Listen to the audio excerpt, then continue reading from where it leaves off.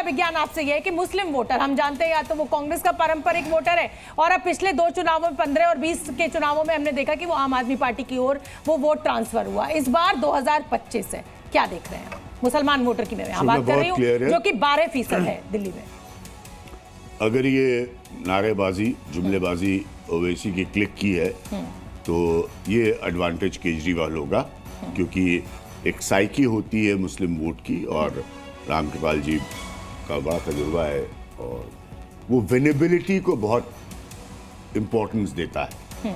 ठीक है। क्योंकि एक पॉलिटिकल इनसिक्योरिटी के साथ वो वोट पड़ता है तो वो विनेबिलिटी को, कैंडिडेट प्लस पार्टी की सिचुएशन को बहुत अहमियत देता है। उस अहमियत को देखते हुए और जो अनुराग डिस्क्राइब कर रहे हैं उसको देखते हुए ये कॉम्बिनेशन, मुझे नहीं पता जीनिया जी क्या बताएंगी, लेकिन ये कॉम्बिनेशन फिर केजरीवाल के फेवर में जाएगा। मतलब आप ये कह रहे हैं अच्छा कि कर सकती है लेकिन वो विनेबल पार्टी नहीं। ओवैसी, जिसको केजरीवाल बीजेपी की बी टीम कहते हैं, उनकी अपील की वजह से ये मुस्लिम वोट ट्रांसफर होगा अरविंद केजरीवाल को। हाजी रंगरेज, जवाब दीजिए। हाजी रंगरेज किसे बनाएंगे किंग?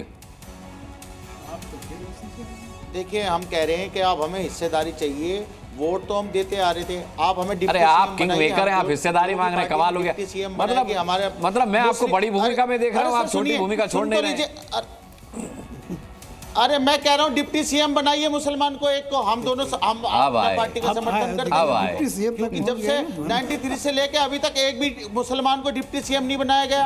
तो मतलब या तो ताहिर हुसैन डिप्टी सीएम होंगे या हमारी पार्टी हिस्सेदारी की बात कर रही है, हमारे लोगों को, मजलिस के लोगों को इत्तेहाद के लिए मुत्तहिद करती है। आप अरे ये देश एक मुसलमान को राष्ट्रपति बना। राम कृपाल जी पूछ रहे हैं डिप्टी क्यों लगा रहे हैं आप? राम कृपाल जी पूछ रहे हैं डिप्टी क्यों लगा रहे हैं? सीधे सीएम के लिए क्यों नहीं बार्गेन कर रहे हैं? बनने का हमारा अधिकार नहीं है। नहीं, बिल्कुल है। ये किसने आपसे कहा कि आपका अधिकार नहीं है? ये जो बात करके आप मुसलमान को बांटने के काम करते हैं ना, कि अब मुसलमान को अपना नेता चाहिए। क्यों नहीं है भाई आपका नेता? अच्छा हाजी साहब, मोदी जी आपके नेता नहीं है क्या? बताइए। मोदी जी जब हम मुसलमानों पे लिंचिंग होती है, मुसलमानों के मकान तोड़े जाते हैं, मुसलमानों को दाढ़ी नोच ली जाती है, मुसलमानों को रहना खाना पीने के लिए आज जो है परेशानी हो रही है, तब तो मोदी जी कुछ नहीं बोलते। मंगलसूत्र की बात करते हैं, बहस चोरी की बात करते हैं, घुसपैठियों की बात करते हैं, रोहिंग्यों की बात करते हैं, मुसलमानों को 80-20 आपके भाई जफर इस्लाम उसी पार्टी में है। अनुराग, मुझे लगता है कि 2 बड़े मुद्दे इस बार जो रहे, एक तो पूर्वांचलियों का मुद्दा भी बहुत जोर से, जफर इस्लाम से पूछ रहे हो पार्टी में, लेकिन वो है कहाँ? पूर्वांचलियों का मुद्दा भी बहुत जोर शोर से उठाया गया, और मैं बता दूं कि 25% वोट है पूर्वांचलियों का।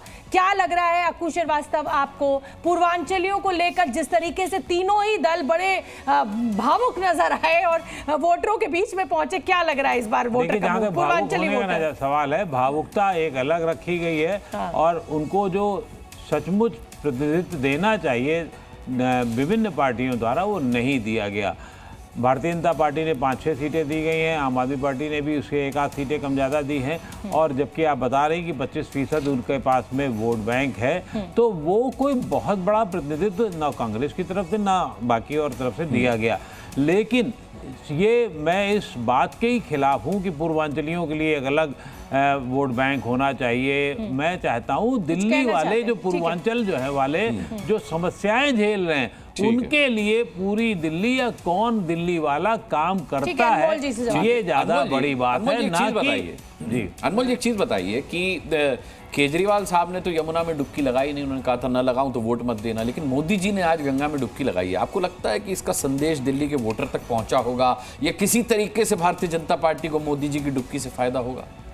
देखिए, मैं दोनों का जवाब देना चाहूँगा। जैसा सर ने कहा कि भाई किसी भी पार्टी ने प्रतिनिधित्व नहीं दिया, ये गलत है। हमारी पार्टी ने 12 से ज़्यादा विधायक दिए हैं पूर्वांचल समाज से। गोपाल राय जी जो मंत्री हैं दिल्ली में कैबिनेट, वो पूर्वांचल से आते हैं। संजय सिंह जी जो राज्यसभा में सांसद हैं वो पूर्वांचल से आते हैं। बल्कि भाजपा ने पिछले 25 साल से उन्हें मुश्किल से 2 या 3 लोगों को टिकट दिया है, इस बार भी आप देख लेंगे। दूसरा, जहाँ तक क्योंकि मैं प्रवक्ता नहीं हूँ जी, लेकिन आप गलत आंकड़े जारी कर रहे हैं। नहीं, बिल्कुल, मैं आप ये पब्लिक डोमेन में है, कोई भी आपका दर्शक नहीं करना चाहता ना, मैं प्रवक्ता नहीं हूँ। दूसरी बात यह है कि भाई दिल्ली की जनता ये जानती है कि अगर वो काम की राजनीति चुनती है तो उसे 35,000 रुपए प्रति माह का लाभ मिल रहा है। वहीं अगर वो भारतीय केजरीवाल जनता साहब तो पार्टी 50 को कह रहे हैं। चुनती है तो वो गुंडागर्दी को एक तरह से इनवाइट करती है। जिस तरह से आज पूरी दिल्ली में दहशत का माहौल है, केंद्र सरकार के पास एक जिम्मेदारी थी कानून व्यवस्था की। आज देखिए कानून व्यवस्था का कितना बुरा हाल है, एक शब्द नहीं बोलते। आपने पूर्वांचलों की एक सेकंड